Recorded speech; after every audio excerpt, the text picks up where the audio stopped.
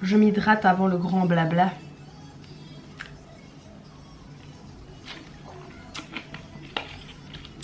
C'est parti. That feel good. Baby.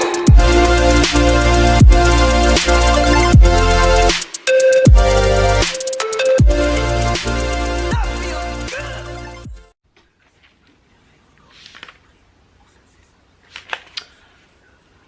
Cette vidéo aura été la pire vidéo que j'aurais pu vous tourner. Non mais sans déconner. Je haïs vous là, les petites personnes qui m'ont dit ça serait bien que tu nous fasses une petite vidéo sur comment tu organises tes voyages. Non, non. Je me suis dit mais oui, super bonne idée, c'est super facile. Mais non. Ça fait 4 fois que je recommence cette putain de vidéo. Bref, du coup, j'espère que celle-là sera la bonne. Parce que clairement, j'en peux plus. Il est 10 h du soir.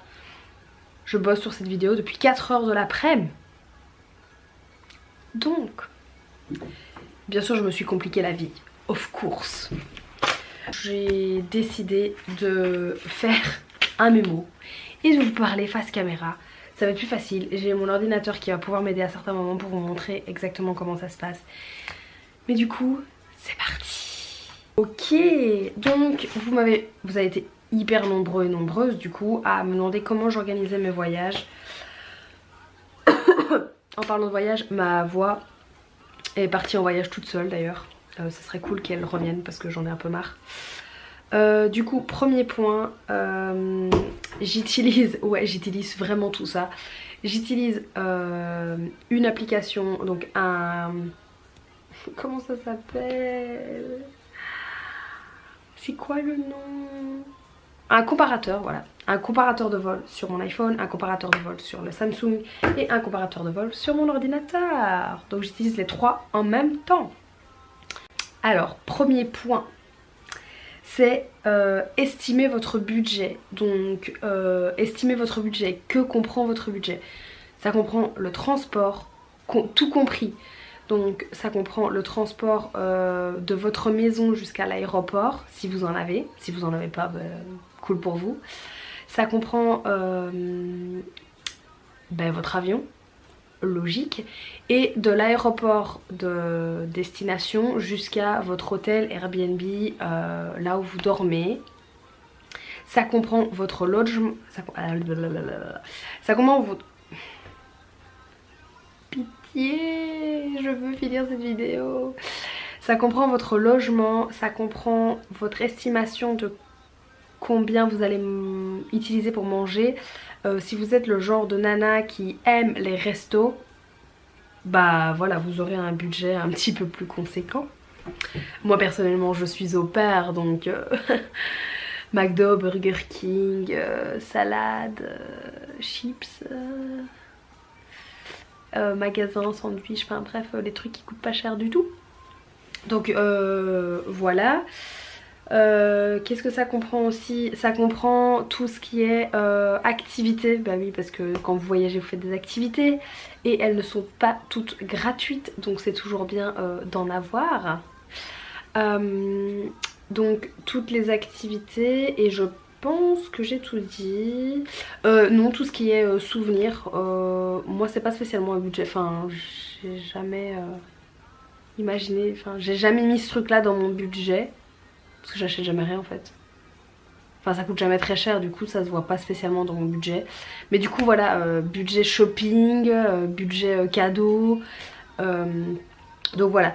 Moi mes budgets quand je voyage sont entre 450 maximum, donc j'essaie vraiment d'être en dessous et vous allez voir ça prend énormément de temps de faire tout ça et beaucoup de patience comme cette vidéo. Donc ça c'était le numéro 1, estimer votre budget, faire le total de combien vous êtes capable de dépenser, c'est ce qui va établir le premier point de votre voyage. Sans ça vous ne savez pas où est-ce que vous partez, combien vous pouvez dépenser, combien vous pouvez mettre dans l'avion, combien vous pouvez mettre dans votre logement, bref vous savez rien. C'était le numéro 1. Suivant. Point numéro 2. Point numéro 2, qu'est-ce que j'ai mis? Alors, si vous n'avez pas de destination bien précise, vous allez sur l'application Skyscanner. Je vous mettrai toutes les applications en barre d'infos. Donc, je vais sur l'application Skyscanner. Voilà. Et en fait, sur Skyscanner, que ça soit partout dans le monde. Ça s'utilise partout dans le monde. Mais du coup, moi, il est basé plus ici. En fait, sur Skyscanner, vous avez planifié votre prochain voyage. Vous avez par exemple ce week-end, le week-end prochain, le mois de mars, le mois d'avril, le mois de mai. Escapade courte durée, destination populaire, découvrez le monde. Donc par exemple si je tape mars, je tape les dates auxquelles je sais que je peux partir. Voilà. Donc j'ai marqué partout. Vous marquez juste vraiment, donc je vais marquer votre aéroport de départ en fait. Voilà, et il me donne plusieurs pays. Donc il y a en premier forcément les États-Unis qui seront le moins chers vu que je suis déjà dedans. Le Canada en deuxième, le Mexique, la République dominicaine, Salvador, Haïti, île Caïmans, Porto Rico, enfin bref, plein de trucs. Donc si je clique sur États-Unis, il va me donner, donc pour les dates auxquelles j'ai sélectionné, il va me donner par exemple ici il y a Houston, Rochester, Syracuse, je sais pas du tout, Burlington, Boston, Dallas, Orlando, Charlotte, Washington, Chicago, Knoxville, enfin bref, il y en a plein. Et après ça, vous n'avez plus qu'à sélectionner un peu et regarder les horaires qui vous correspondent. Donc si vous ne savez pas où aller, je vous conseille. En pétant un câble sur cette vidéo, j'ai aussi, attention, découvert que, d'ailleurs il est où? En allant sur Google Fly, donc j'utilise Google Fly aussi. Non, c'est pas ça du tout que je voulais taper. Voilà, Google Fly. Donc quand je vais sur Google Fly en fait, donc à chaque fois forcément moi c'est marqué. Donc en fait il y a New York. Je vais juste rentrer mes dates en aller-retour. Voilà, merci. La pub on dégage.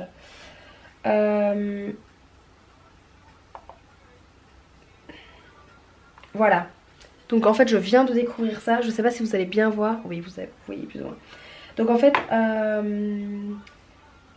je sais pas du tout où je vais. Donc là il n'y a rien du tout de marqué. Alors vous avez le choix pour tout ce qui est escale, vous avez le choix des compagnies, vous avez le choix des bagages. Donc moi j'ai toujours qu'un bagage à main. Vous avez la durée, donc moi je vais pas me taper 7 heures de vol. Donc je vais marquer par exemple 5 heures de vol. Et je vais mettre un budget de 250 $ pour avion. Voilà, donc ça c'est tous les vols qui sont potentiellement, donc qui sont dans mon budget. Donc il y a Boston, il y a Pittsburgh, Raleigh, Orlando, Atlanta, Nouvelle-Orléans, San Antonio, Dallas, Omaha, Chicago, Louisville pardon. Du coup tout le reste ça sera plus de 5 heures donc ça marchera pas. Si j'enlève le filtre 5 heures, j'en aurai d'office un petit peu plus. Là du coup j'ai Denver qui apparaît. C'est tout. Donc voilà, je viens de découvrir ça en pétant un câble sur mon prochain voyage. Du coup je trouvais ça cool. En fait ça vous permet du coup de... Je vais repositionner mes caméras du coup. Ça vous permet aussi de savoir directement combien vous voulez mettre dans votre avion. Ça reste approximatif bien sûr. C'est toujours intéressant de savoir quel budget on est capable de mettre dans un avion ou pas. Parce que bon, quand on n'a pas de budget avion, souvent l'avion bouffe beaucoup plus que tout le reste. Donc Skyscanner c'est le même système, sauf qu'en fait vous ne savez pas rentrer le montant que vous voulez mettre dans votre avion. Voilà, sinon si vous savez où vous allez, donc vous regardez sur Skyscanner tout simplement sur vol. Vous entrez votre aéroport de départ, votre aéroport d'arrivée, enfin votre ville d'arrivée, les dates et je vais marquer quoi? Je vais marquer Miami par exemple. C'est absolument pas là que je vais mais c'est pas grave. Miami, voilà, ça rentre les dates, ça cherche. Pareil dans Google, du coup vous le faites. Je vais faire Miami parce qu'il cherche plus vite. Miami, Floride. Ah bah oui, mais forcément il n'y a pas moins de 250 $. Donc voilà. 411 $, lol. D'accord. Bref, c'est pas du tout à Miami que je vais, mais c'était juste, ça m'est venu comme exemple comme ça. Donc par exemple sur Google Fly, ils m'ont trouvé un à 411 $. C'est pas donné. Sur Skyscanner, j'en ai un à 327 $. Tout en sachant que les prix changent énormément en fonction des heures à laquelle vous prenez. Donc si vous voulez voyager le vendredi matin, ça sera peut-être moins cher ou plus cher que le vendredi après-midi, le vendredi soir. Enfin bref, je veux dire que les prix varient en fonction des horaires de la journée à laquelle vous partez. Donc ça bah du coup c'est toujours un peu très chiant. C'est toujours un peu très chiant. Donc dans plusieurs comparateurs, Skyscanner, Google Fly, ce que je fais énormément, c'est plus sur l'ordinateur. Avec Google Fly, je prends 3 pages Google Fly. J'en prends une pour l'aller, simple. Donc par exemple, je vais faire New York, Miami. Ça c'est une page. L'autre page, je fais Miami, New York. Donc ça c'est la deuxième page. La troisième page, ça sera New York, Miami, aller-retour. Donc pourquoi je fais ça? Parce que je prends l'exemple de Burlington. Burlington, j'avais un billet à 250 $, aller-retour. Je trouvais ça très cher, sachant que c'est pas très loin. Vous l'avez vu, si vous l'avez pas vu, j'ai eu 40 minutes de vol. 250 $ pour 40 minutes de vol, ça fait un peu mal quoi. Au final, j'ai trouvé 2 billets d'avion séparés, pas du tout avec la même compagnie, à 60 et quelques $, et l'autre à 100. Plus ou moins, dans ces environs là, je me souviens plus très bien. Ce qui fait bah, que j'ai économisé quand même pas mal quoi, vu qu'à la base mon billet d'avion devait me coûter 250 $. Donc ça c'est un truc que je regarde, c'est les billets aller-retour mais séparés, parce que des fois ben, c'est moins cher et du coup vous avez plus de possibilités de choisir vos horaires en fait.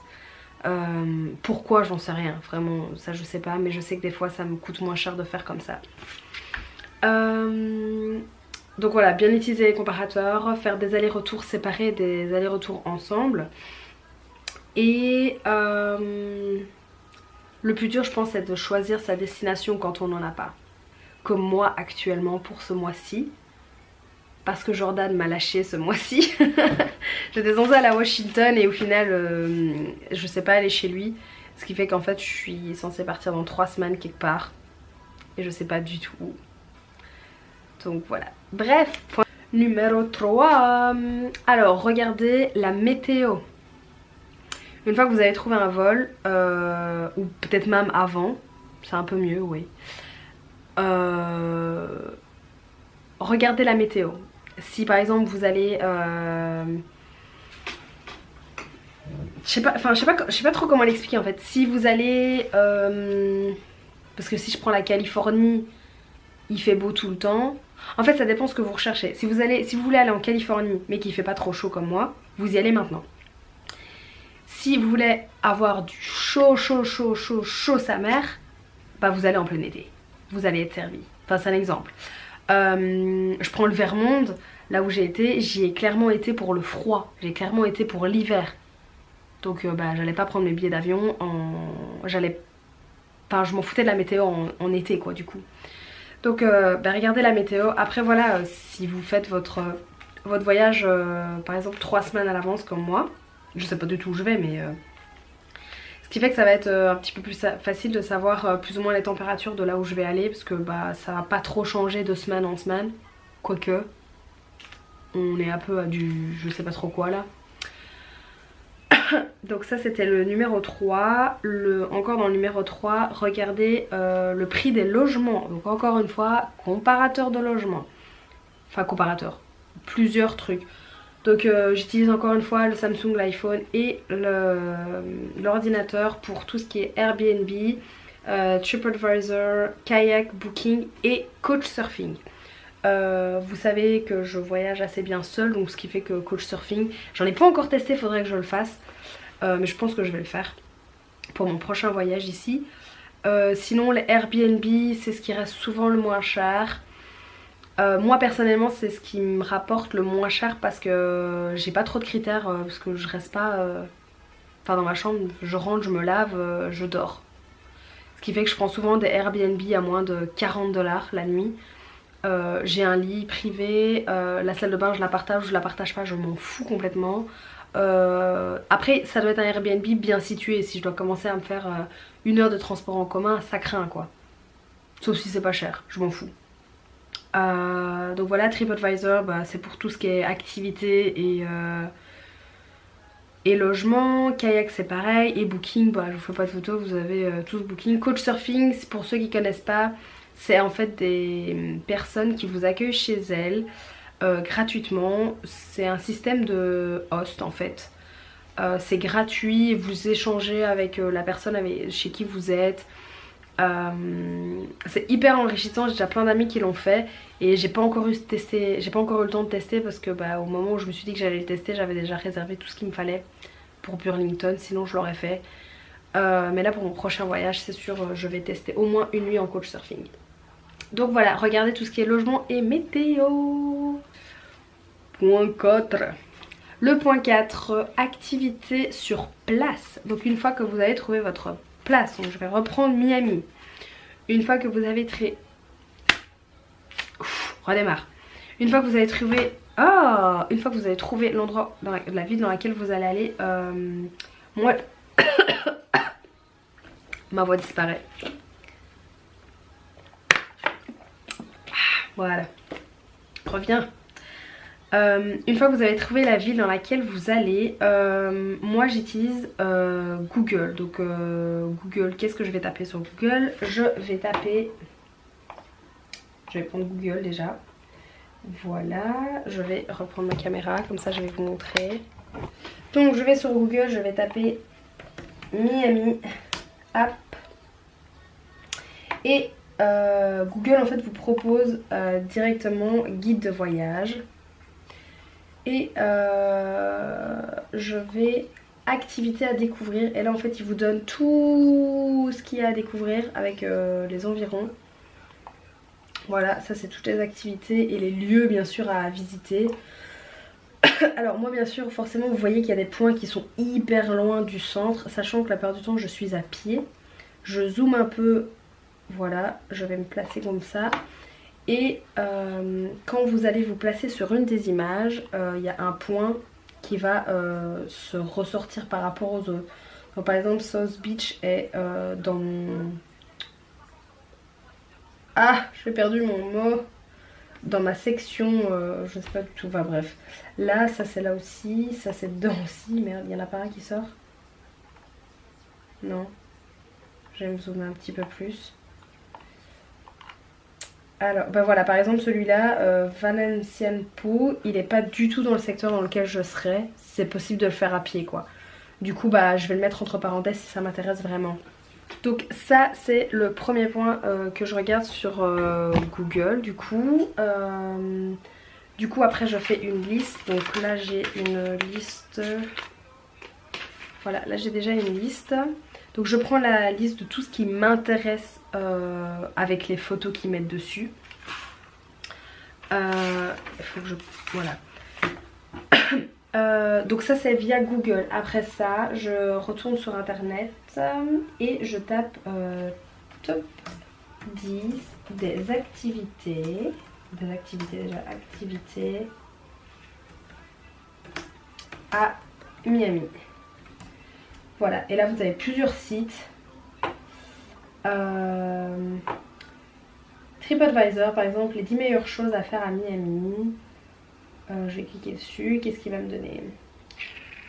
Bonne question.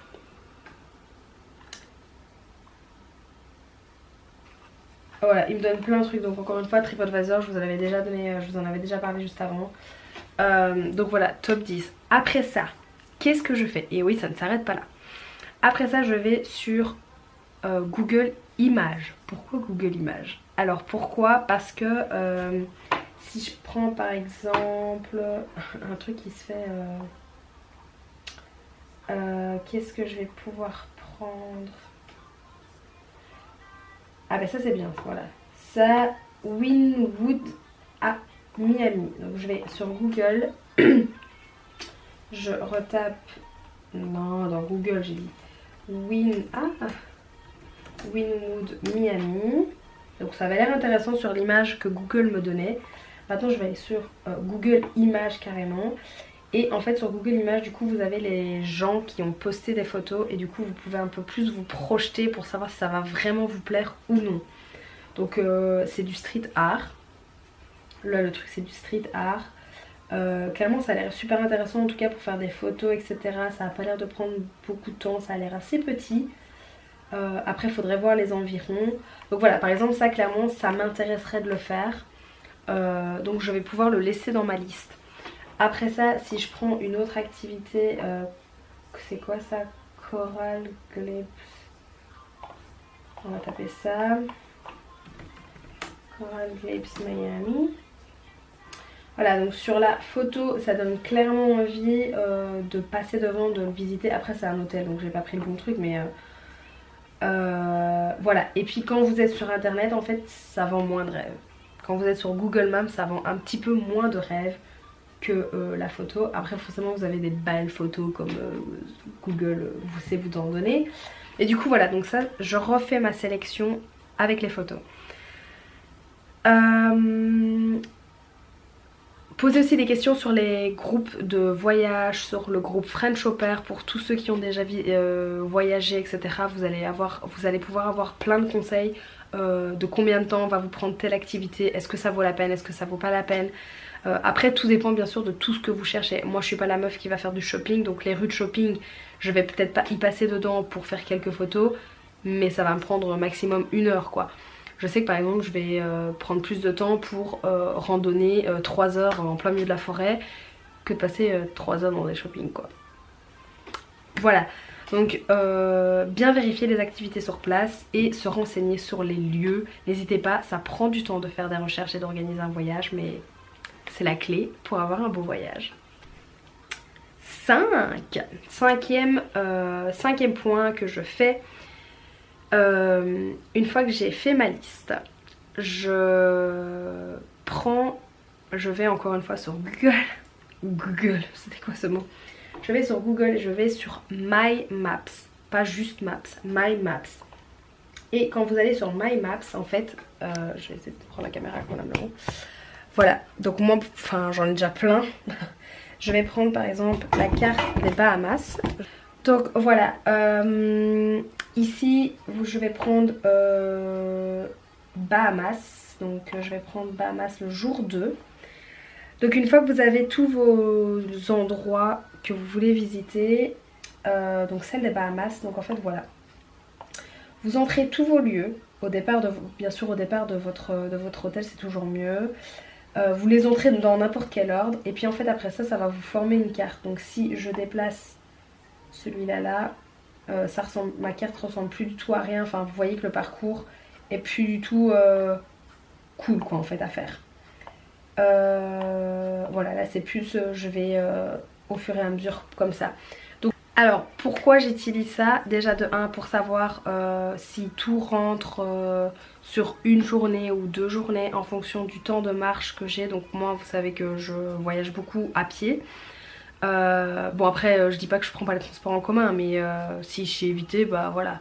C'est toujours en marchant qu'on voyage, qu'on visite beaucoup plus de choses et qu'on tombe sur des choses sur lesquelles on serait peut-être pas tombé. Donc j'utilise My Maps en fait pour créer du coup un itinéraire. Puis après ça je remets tout dans l'ordre pour que ça fasse un itinéraire correct et pas un truc comme ça. J'ai mis quoi? Oui, donc vous prenez tous les points toutes les activités qui vous intéressaient, vous les rentrez sur My Maps, vous créez un itinéraire. Vous allez voir qu'il y a des trucs qui vont se retrouver vraiment pas du tout dans votre itinéraire en fait. Ça va vous faire dévier de votre itinéraire énormément. Alors moi ce que je fais à ce moment là c'est que du coup je le sors de mon itinéraire et je le mets entre parenthèses. Je le mets entre parenthèses Si c'est vraiment un truc que je veux faire, ben je vais devoir supprimer d'autres trucs. Si je pars qu'une journée, je prends l'exemple, si je pars qu'une journée. Oh mon dieu. Si quelqu'un a une voix à me prêter, je suis preneuse. Donc, en plus j'arrête pas de parler, du coup c'est pire en pire. Donc en fait, qu'est-ce que je disais du coup?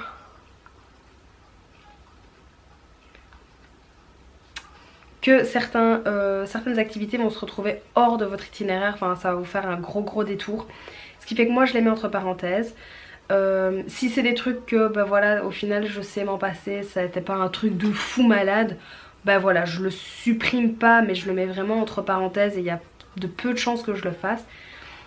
Si c'est vraiment une activité que je voulais faire, bah du coup je vais peut-être supprimer d'autres trucs qui sont un peu moins importants dans mon premier itinéraire de base pour gagner du temps dans cette activité là. J'espère que c'est hyper français ce que je dis parce que je suis pas sûre en fait. Moi je me comprends mais ça a l'air très compliqué à comprendre. Donc voilà. Après voilà, ça dépend de si vous êtes à pied, en voiture, mais moi j'utilise My Maps. Autant pour moi, il est tard. Donc j'utilise My Maps que ce soit à pied ou en voiture pour des road trips. J'ai jamais vraiment utilisé en voiture mais je sais que j'ai déjà commencé pour mon Travel Month à l'utiliser. Donc voilà, une fois que vous avez vraiment sélectionné les activités que vous voulez faire, que vous avez après regardé les photos sur Google, voir si ça vous intéresse vraiment, et qu'après ça vous les mettez dans My Maps, vous allez voir que sur 10 activités, il n'y en a peut-être que 5 que vous allez faire. Parce qu'entre temps il y en a plein qui se sont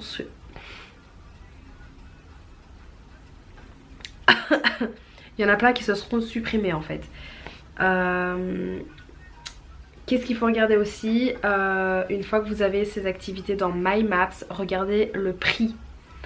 Encore une fois il y en a encore plein qui vont se supprimer. Ça a l'air hyper cool à faire et au final bah, ça vous coûte 50$ quoi. Alors soit c'est une activité que vous voulez vraiment faire et vous les mettez les 50$, ce qui est tout à fait logique. Soit c'est une activité que vous pensiez être hyper sympa et au final après réflexion vous vous dites que ça vaut peut-être pas les 50$ et vous préférez peut-être mettre 50$ dans autre chose. Donc voilà, ça c'était déjà le 5e point. Sixième point, c'est réserver vos billets d'avion entre le mardi et le jeudi soir. Les billets sont moins chers. Donc par exemple là j'ai regardé des billets d'avion pour mon prochain voyage, donc dans 3 semaines, on est dimanche soir. Les vols sont maximum hein, les gars. Alors pourquoi les vols sont plus chers? Bah parce que bah forcément le vendredi soir tu te dis ah je partirais bien en vacances, en fête. Enfin voilà, les gens ont plus tendance à regarder un peu les vols le vendredi soir, le samedi, le dimanche, parce que bah c'est un peu le week-end quoi, donc t'as pas grand chose à faire, du coup tu te dis bah pourquoi pas penser à un voyage. Ce qui fait que les vols ça flambe direct. Voilà, heureusement que c'est bientôt fini. Désolée les gars. Donc moi donc ici on est dimanche soir, j'ai déjà regardé pour mon prochain voyage. C'est absolument pas sûr de là où je vais aller mais c'est pas grave. Mais je sais que je ne réserverai pas en week-end. Jamais. Jamais. Je l'ai déjà fait parce que bah voilà, il y a des fois les prix sont vraiment très attractifs. Mais souvent je réserve en pleine semaine quoi. Je suis sûre que si je retourne voir mardi ou mercredi les vols des villes dans lesquelles j'ai regardé, je suis sûre que c'est vachement plus bas. Donc voilà, ça c'était le 6e conseil. Et le 7e conseil c'était préparer vos valises et profitez de votre voyage à fond les ballons. Donc voilà, ça c'était comment je prépare mes voyages. J'espère que cette vidéo vous aura plu parce que vraiment elle m'a cassé les pieds. Sans déconner, je vous hais les amis, mais vraiment là j'ai essayé de faire quelque chose qui me correspond à moi et au final bah, ça marchait pas. Enfin bref, c'était vraiment de la merde. En soi vous allez me dire c'est un peu de la merde ce que je viens de faire parce que je suis occupée de bailler, j'ai perdu ma voix, enfin bref. Du coup j'espère que cette vidéo vous aura plu, qu'elle vous aura aidé. N'hésitez pas si vous avez des questions encore sur Instagram, je suis disponible comme à chaque fois, je réponds à tout le monde. Je remercie tout le monde de me poser des questions parce que vous êtes vraiment en fait nombreuses à me poser des questions. Et je prends toujours beaucoup de temps à y répondre. Ça me fait toujours plaisir en fait d'y répondre. Et je suis occupée d'aller voir combien vous êtes sur ma chaîne parce que je ne sais absolument pas. Et vous êtes 162 abonnés et je remercie ces 162 abonnés. Vous êtes juste géniaux. Vous êtes encore nombreux à me laisser des commentaires et à me suivre forcément sur les réseaux sociaux. Quoi d'autre?